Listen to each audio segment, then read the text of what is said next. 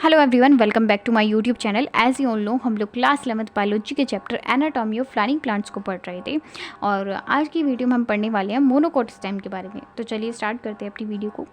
देखिए, सबसे पहली बात आप ये समझिए स्टेम के बारे में हम कैसे पढ़ेंगे। जैसे कि नाम है एनाटॉमी, यानी कि हम बात करेंगे। देखिए, हमारे पास में ना ये एक स्टेम है, ठीक है। ये हमारे पास में एक स्टेम थी, हमने इस स्टेम को ऐसे बीच में से काटा, ठीक है।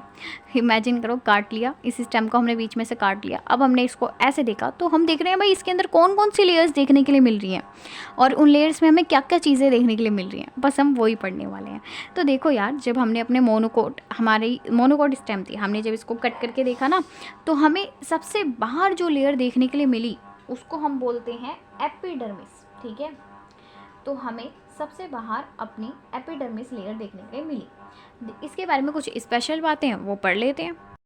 देखो यार, हम बोलते हैं ये जो अपने पास में एपिडर्मिस लेयर होती है, ये ना यार प्लांट की सबसे बाहर वाली लेयर होती है। भाई हम ह्यूमंस हैं, हमारी सबसे बाहर वाली लेयर कौन सी है? ये स्किन सबसे बाहर वाली लेयर है। उसी तरीके से ना यार, ये जो प्लांट्स की स्किन होती है उनको हमने स्पेशल नाम दिया है एपिडर्मिस, ठीक है। तो ये पता है एपिडर्मिस आउटर मोस्ट लेयर है। इस बारे में वैसे हम बात कर चुके हैं टिश्यू सिस्टम वाली वीडियो में, ठीक है, वहाँ का पार्ट है, बट कोई नहीं, ठीक है। अब हम कह रहे हैं भाई ये देखो, हम लोग अपनी स्किन पे कभी कभी सनस्क्रीन लगाते हैं ना जब हम लोग घर से बाहर जाते हैं, तो उसी तरीके से ये स्टेम भी उसी तरीके से। अब एक बात बताओ, ये हमारे पास में एक गमला है, ठीक है। इस गमले के अंदर यहाँ पे रूट है और ये बाहर अपने पास में प्लांट है। देखो, स्टेम तो बाहर होती है ना, यहाँ पे हमारे पास में सन है, ठीक है।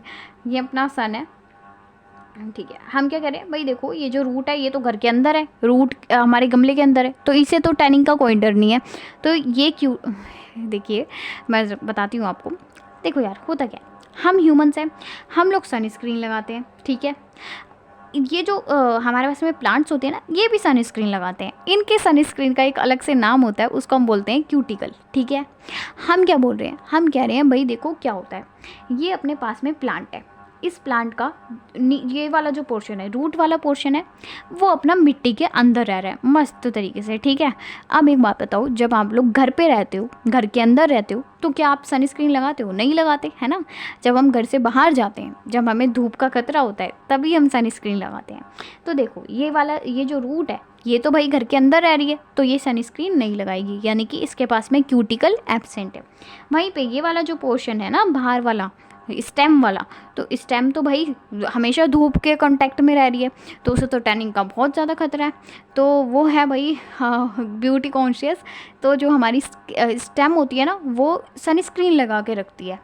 तो और उनका सनस्क्रीन क्या होता है? क्यूटिकल। तो हम एक बात बोलते हैं कि भाई देखो होता क्या है, ये जो अपने पास में एपिडर्मिस लेयर है, यानी कि जो स्किन है, स्टेम अपनी स्किन पे सनस्क्रीन लगा के रखती है। क्या लगा के रखती है? सनस्क्रीन। और इनके सनस्क्रीन का नाम है क्यूटिकल। तो हम कहते हैं कि यहाँ पे क्यूटिकल प्रेजेंट होता है, ठीक है।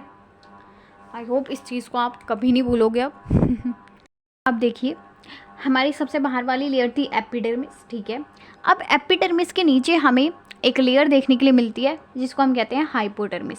अब यार हाइपोडर्मिस के बारे में भी हमें कुछ बातें याद रखनी है, जैसे कि अब एक बात तो, कोई लेयर है तो यार वो जो लेयर होगी वो सेल से मिलकर बनी होगी। तो हम कह रहे हैं ये जो हाइपोडर्मिस लेयर है, ये कौन से सेल से मिलकर बनी है? तो ये स्क्लेरेनकाइमा सेल से मिलकर बनी है। हम कह रहे हैं ये जो हाइपोडर्मिस लेयर होती है ना, ये स्क्लेरेनकाइमा सेल से मिलकर बनी है। स्क्लेरेनकाइमा सेल से मिलकर बनी है, इसलिए हम इसको बोल सकते हैं स्क्लेरेनकाइमेटस होती है, ठीक है। स्क्लेरेनकाइमेटस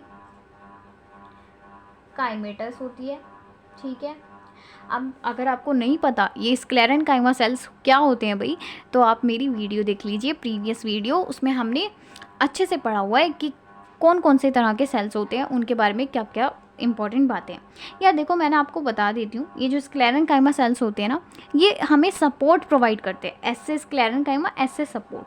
तो ये जो हाइपोडर्मिस लेयर है, इसके पास में स्क्लेरेनकाइमा सेल्स होते हैं और इनका काम क्या होता है? सपोर्ट प्रोवाइड करना, ठीक है, सपोर्ट करते हैं, ठीक है।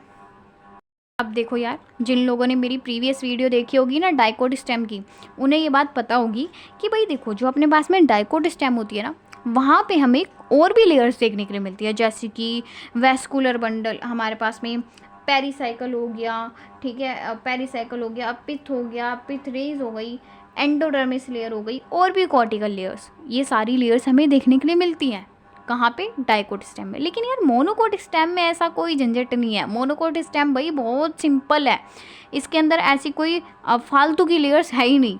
इसके अंदर क्या होता है, ग्राउंड टिश्यू होता है। ग्राउंड टिश्यू क्या है, ये ना आप टिश्यू सिस्टम वाली वीडियो में देखना, वहाँ पे हमने अच्छे से तीनों तरह के टिश्यूज़ के बारे में पढ़ा है। तो हम कह रहे हैं भाई इसके अंदर ना ग्राउंड टिश्यू होता है। थोड़ा सा बता देती हूँ क्या होता है ग्राउंड टिश्यू। देखो मैं कह रही हूँ ये अपने पास में प्लांट है, ठीक है, मैंने ऐसे प्लांट को कट किया, मैंने बोला भाई एक बात बताओ, दिख नहीं रहा होगा ना, अब दिख रहा है। मैंने एक बात बोली, मैंने कहा ये अपने पास में प्लांट है, प्लांट की सबसे बाहर वाली जो लेयर होती है वो बनी होती है एपिडर्मिस से, ठीक है। और इस यार देखो हमारे पास में ना बेसिकली 3 तरह के टिश्यू सिस्टम होते हैं, एपिडर्मल टिश्यू सिस्टम, वेस्कुलर और ग्राउंड। मैं कह रही हूँ देखो यार, हमें पता है जो हमारे पास में प्लांट होता है उसकी बाहर वाली लेयर जो होती है वो एपिडर्मिस से मिलकर बनी है।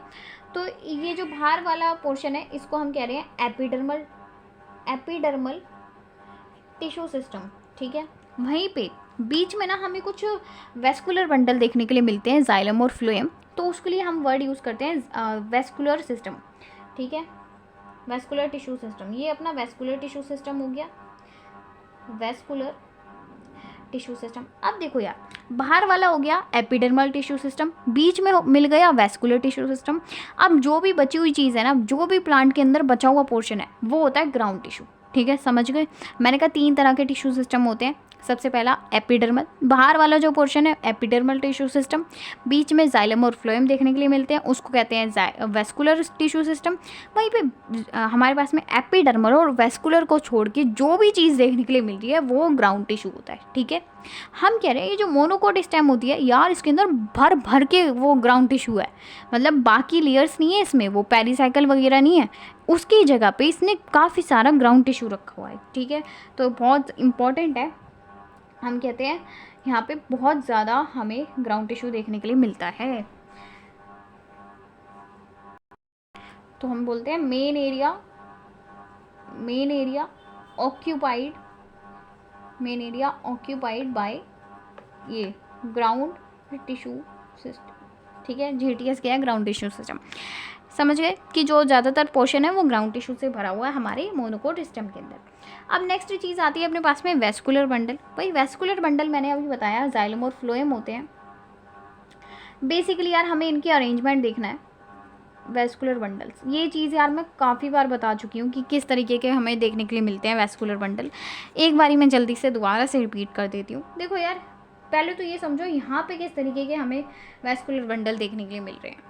देखो यहाँ पे ना हमारे पास में क्लोज्ड वेस्कुलर बंडल देखने के लिए मिलते हैं, क्लोज्ड वेस्कुलर बंडल। अब ये क्लोज क्या होता है, ओपन क्या होते हैं, समझो जरा, जल्दी समझना, ठीक है। ये मत सोचना मैं भगा रही हूँ, क्योंकि यार ये टॉपिक यहाँ का नहीं है, मैं काफ़ी बार बता चुकी हूँ, बट चलो कोई नहीं। देखो यार ये अपने पास में ना यहाँ पे मैं एक वेस्कुलर बंडल बना रही हूँ, ठीक है, ये रहा जाइलम, ये रहा फ्लोएम। वहीं पे दूसरी कंडीशन ये है, ये रहा जाइलम, ये रहा फ्लोएम।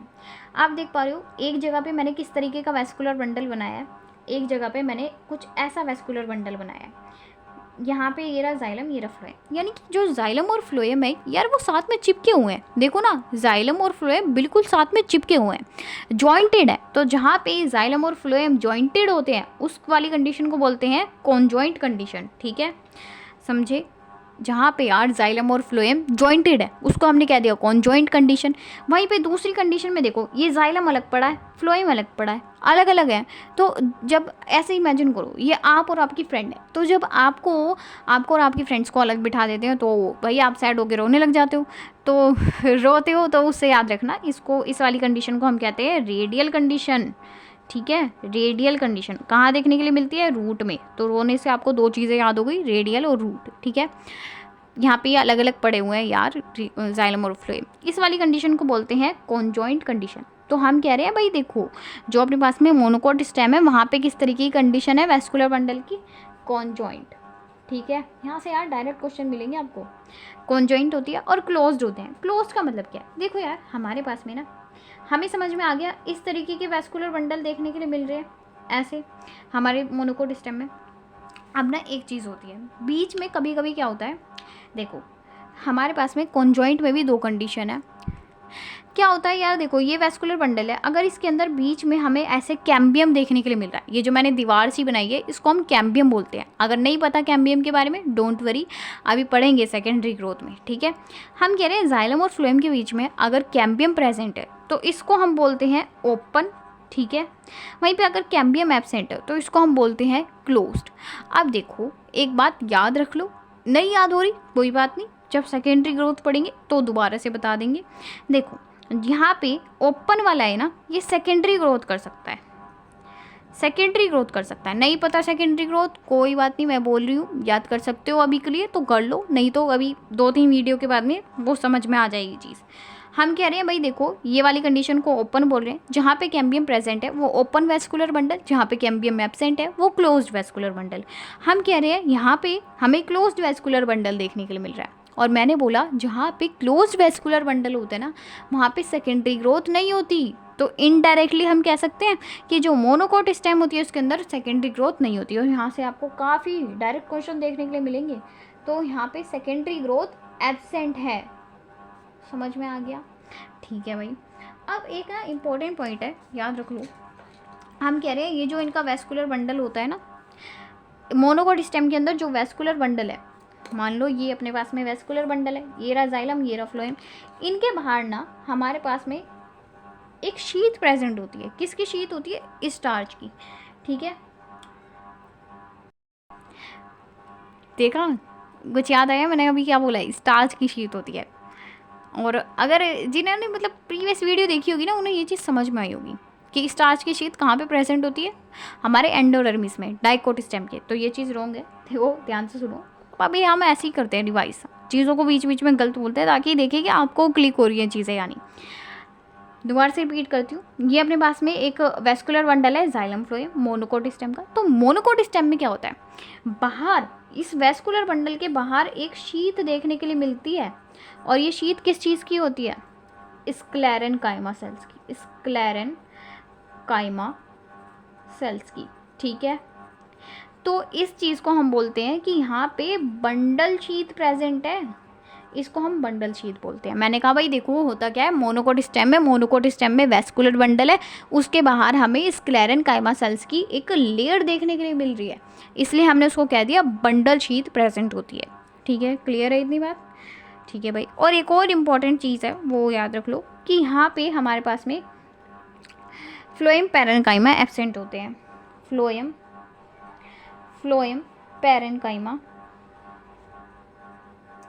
पैरेन्काइमा एब्सेंट होते हैं, ठीक है। अब ये फ्लोएम पैरेन्काइमा क्या चीज़ हो गई भाई? तो मैंने बोला ना यार देखो बहुत सारी चीज़ें ना हमारी प्रीवियस चीज़ों से लिंक होती हैं, और मैंने वीडियोस इसलिए यार सीरीज़ में बनाती हूँ कि स्टार्टिंग से एक वीडियो अब मैं अपडेट कर दूँगी, ठीक है, प्लेलिस्ट।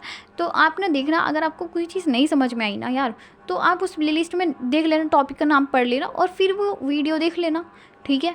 तो अगर आप अभी नहीं समझोगे तो फिर वो आगे जाके डाउट बन जाएगी और वो डाउट बढ़ते चले जाएंगे, तो इसलिए क्लियर कर लो अपने डाउट्स को। मैंने पूरी कोशिश की है मैं समझा दूँ सारी चीज़ें, लेकिन यार ये जो टॉपिक्स है ना, स्टेम हो गया, लीफ हो गया, इनमें ना काफ़ी सारी चीज़ें यार पहले वाले टॉपिक से लिंक होती हैं, तो इसलिए वो चीज़ क्लियर होनी चाहिए। तो प्लीज़ आप पहले वाली वीडियो देख लेना अगर नहीं आया समझ में, ठीक है। तो yes, I did my best, and if you like the video then please press the like button and also share the video with your friends, and yes, please subscribe my YouTube channel so that I can reach 1000 subscribers and I can provide you more and more content and I can help you more. Yes, so please share the video with your friends and you really you share the reels with your friends continuously, regularly. तो please ये video भी share कर सकते हो आप उनके साथ में। And yes, thank you so much for visiting our channel, thank you so much for watching our video. अगर आपको चीज़ें समझ में आई हो तो प्लीज़, अगर 1 मिनट का टाइम हो तो प्लीज़ कमेंट कर सकते हैं आप, और हमें सपोर्ट कर सकते हैं, जैसे कि स्क्लेरेनकाइमा सेल्स सपोर्ट कर रहा है किसको? हाइपोडर्मिस को, ठीक है। तो you can also support me, और yes, thank you so much.